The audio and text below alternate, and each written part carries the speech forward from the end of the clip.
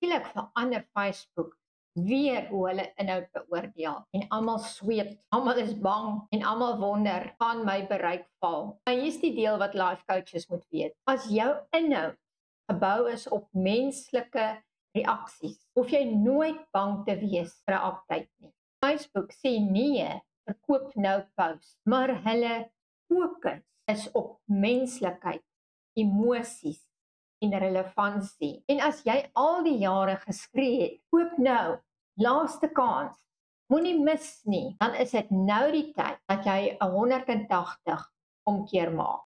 Dis een probleem wat jy oplos, koppel een emosie daar en vertel 'n storie waar jou produk die oplossing is. Dit hou jou sigbaar, dit bring lead, dit verseker bespreking, selfs al verander die algoritme elke week. As jy vir mense bou, dan bevoordeel die algoritme jou. Slimbemarking.co.za kan jy my 7 Facebook posts wat mense laat stop, lees en reageer kry.